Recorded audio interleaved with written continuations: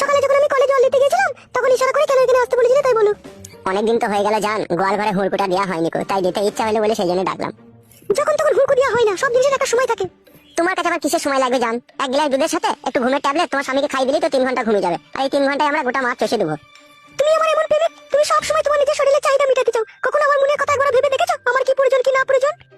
কি এসব কুলক্ষণী কথা বলছো জান? তোমাকে আমি ভালোবাসি না, তুমি এরকম কথা বলছো? শুধু ভালোবাসলেই হবে বলো? আমার কি দরকার কি না দরকার সেটাও তো তোমার একবার খোঁজ খবর নিতে হবে। বলো বলো জান, তোমার কি দরকার? তোমার জন্য এই জানটাও শুধু দিয়ে দিতে আমি রাজি আছি। বলো শোনো আমার। জান দিতে হবে না, আমাকে একটা মোবাইল কিনে দাও। আমি মোবাইল থাকলে তোমার সাথে সব সময় কথা বলতে পারবো।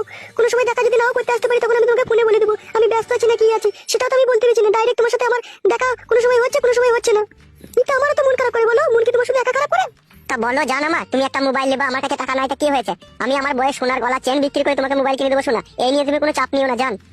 চাপ আমি নিতাম না গো, আমার স্বামীটা হয়ে গেছে একদম বারোচুদা। ও বুঝতে পেরে গেছে যে তোমার সাথে আমার ভালোবাসার সম্পর্ক আছে। সত্যি বলছো জান, তোমার স্বামী বুঝতে পেরে গেছে আমার সাথে তোমার ভালোবাসা আছে? বুঝতে পেরেছে গো। আমি বাড়ির বাইরে বেরিয়ে এলেই একটু যেতে দেরি হলেই আমাকে আর কি খিস্তি করে গালে দেয়। খাটি বলে কোথা গেলি কার সাথে দেখা করতে গেলি, এরকম মাঝে মাঝে কথা বলে। তাই নাকি জান? তোমার স্বামী এরকমও কথা বলে তোমাকে? হ্যাঁ গো, তাহলে আর বলছি কি তোমাকে মোবাইলটা কিনে দেওয়ার জন্য?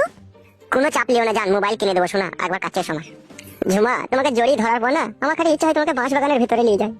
এখন নয় গো, এখন আমি দিনের বেলায় বাসবাগানের ভিতরে গিয়ে ধরা পড়ে মার খাবো নাকি? তাহলে রাত্রে একটু হবে তো জান, কাটে খোঁজার ব্যবস্থা।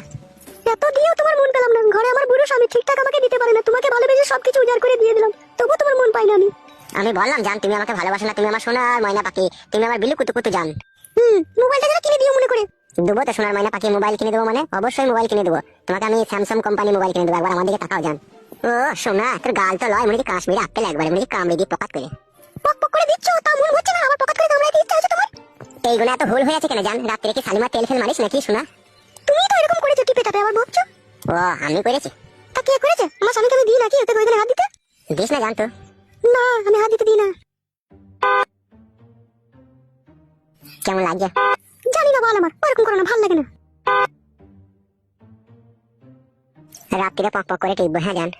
বেশ ঠিক আছে। ভাই কে হচ্ছে, কে বেসব? কে বেলা ওরা? তুই কোথা থেকে নেবে? কোথা থেকে এলাম আমি? বৌদি, আমি তোমার স্বামীকে চিনি, তোমার স্বামী গাড়ি চালায়, আমি চিনি, বলে দেবো তোমার স্বামীকে। কি লাভ হবে আমার স্বামীকে এরকম কথা বলে যে আমি অন্য ছেলের সাথে প্রেম করছিলাম? কিছুই লাভ হবে না তোমার। হয়তো আমার স্বামী আমাকে একটু ঝাঁটাই বাড়ানো করে মারবে, তাছাড়া আর কিছুই করতে পারবে না। তা তুমি করবা কেন পরের ছেলের সাথে প্রেম ভালোবাসা?